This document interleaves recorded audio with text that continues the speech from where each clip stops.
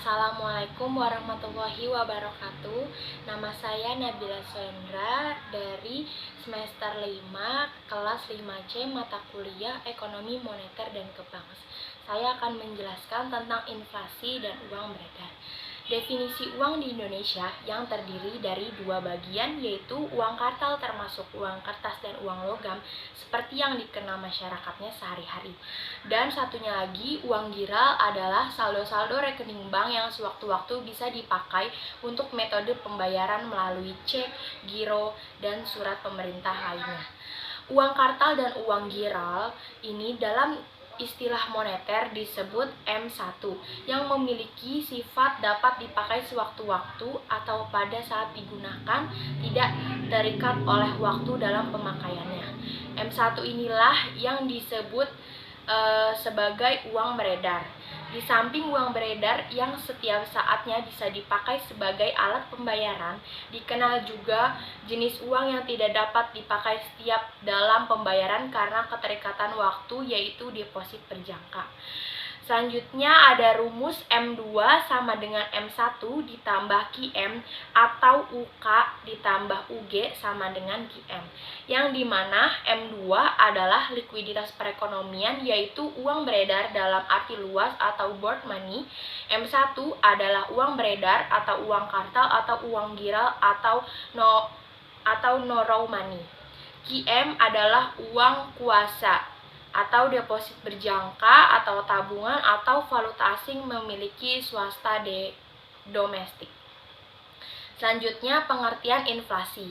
Inflasi adalah kenaikan dalam tingkat harga keseluruhan atau general price level. Inflasi dipandang sebagai penyakit dalam perekonomian.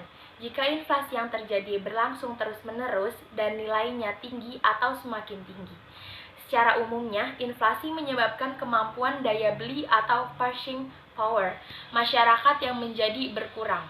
Oleh karena itu, inflasi juga dapat dipandang sebagai proses menurunnya nilai mata uang secara kontinu. Tingkat harga menurut opportunity cost bagi masyarakat dalam memegang aset finansialnya. Semakin tinggi perubahan harga, maka semakin tinggi pula opportunity cost dalam memegang aset finansialnya. Artinya, masyarakat akan lebih beruntung jika memegang aset dalam bentuk real dibandingkan dalam bentuk finansial jika harga tetap tinggi. Inflasi tidak selamanya berarti buruk. Inflasi yang rendah dipandang baik bagi perekonomian karena dapat mendorong aktivitas perekonomian yang pada akhirnya dapat meningkatkan pendapatan nasional. Kondisi perekonomian dalam masa recover dan boom ditandai dengan pertumbuhan uang beredar dan tingkat inflasi yang meninggi.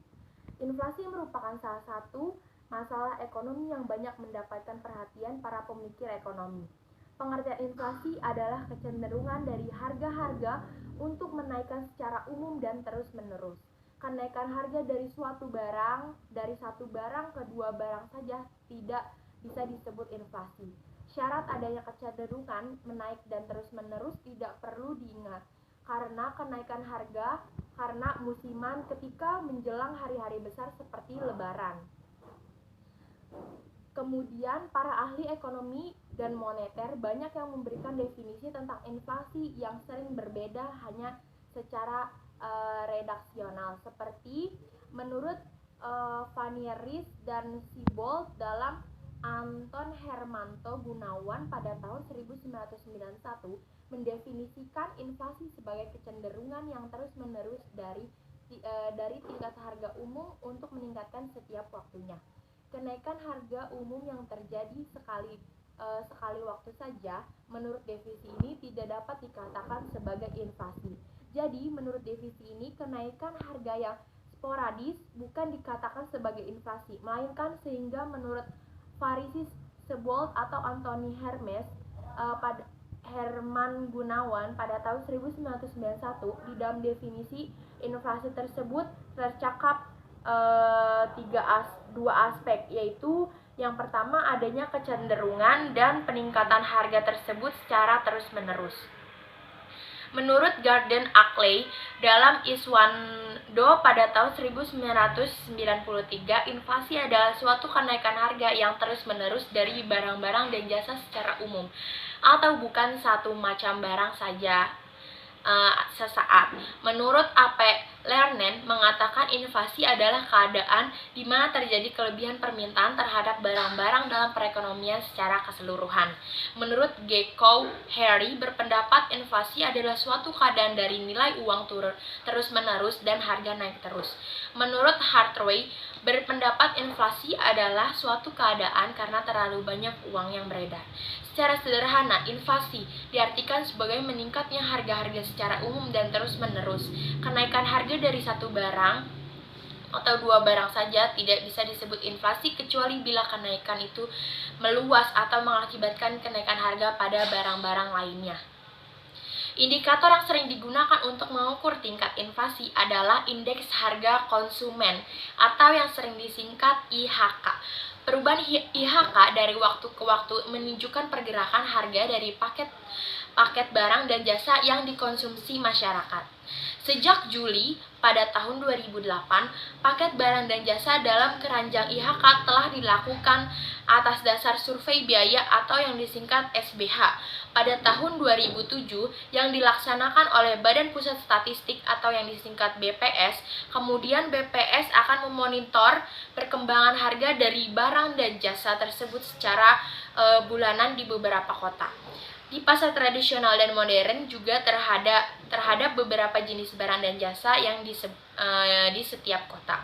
Indikator inflasi lainnya berdasarkan International Best Practice antara lain yang pertama indeks harga perdagangan besar atau yang disingkat IHPB. Yang kedua Selanjutnya yang kedua ada deflator produk domestik bruto atau yang disingkat PDB. Selanjutnya ada pengelompokan inflasi. Inflasi yang diukur dari IHK di Indonesia dikelompokkan dalam 7 kelompok pengeluaran berdasarkan the classification of individual consumption by purses atau yang disingkat COP, yaitu yang pertama kelompok bahan makanan, yang kedua makanan jadi atau minuman dan tembakau, yang ketiga perumahan, yang keempat sandang, yang kelima kesehatan, dan yang keenam adalah pendidikan, olahraga, dan ketujuh transportasi dan komunikasi. Determine penyebab inflasi. Yang pertama adalah demand pull inflation. Inflasi yang disebabkan oleh kondisi di mana agregat demand atau permintaan total lebih besar daripada agregat supply atau penawaran total. Faktor penyebab terjadinya demand pull inflation adalah tingginya permintaan barang dan jasa relatif terhadap kesediaannya. Dalam konteks makroekonomi, kondisi ini digambarkan oleh output real yang melebihi output potensialnya atau permintaan total, yaitu agregat demand, lebih besar daripada kapasitas perekonomian. Selanjutnya ada cost pull inflation. Inflasi timbul karena adanya tekanan dari sisi supply. Yang pertama, inflasi disebabkan oleh kondisi di mana terjadinya kenaikan harga faktor produk seperti upah, biaya produksi, dan bahan baku.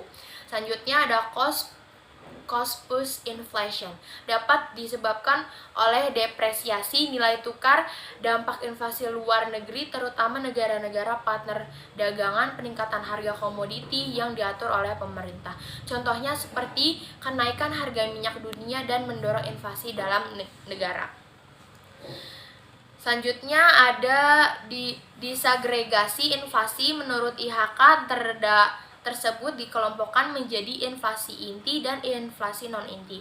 Inflasi inti yaitu komponen inflasi yang cenderung menetapkan atau persisten komponen di dalam pergerakan inflasi dan dipengaruhi oleh faktor fundamental sepertinya inflasi permintaan penawaran, lingkungan, eksternal, dan ekspektasi inflasi. Yang selanjutnya inflasi non-intim, yaitu komponen inflasi yang cenderung tinggi volatilitatasnya karena dipengaruhi oleh selain faktor fundamental. Komponen inflasi non-inti terdiri dari inflasi komponen bergejolak dan inflasi komponen harga yang diatur pemerintah. Selanjutnya ada inflasi sebagai konsep teori, terbagi atas teori kuantitas,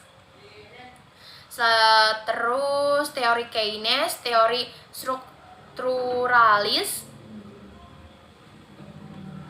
dan ada pengelompokan inflasi. Ada inflasi ringan, inflasi sedang, inflasi berat, dan hiperinflasi. Selanjutnya kita di sini ada perhitungan inflasi. Indeks harga konsumen atau yang disebut IHK, terdapat rumusnya persen segitiga CPI sama dengan CPI T dikurang CPI tahunan dikurang 1 dibagi CPI tahunan dikali 100.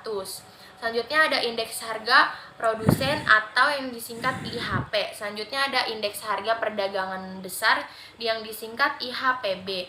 Dan developer PDB atau GDP atau developer.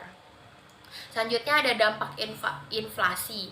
Dampak inflasi terhadap pendapatan, dampak inflasi terhadap ekspor, dampak inflasi terhadap minat masyarakat untuk menabung, dan dampak inflasi terhadap sektor real. Terima kasih, kurang lebihnya mohon maaf dari saya. Wassalamualaikum warahmatullahi wabarakatuh.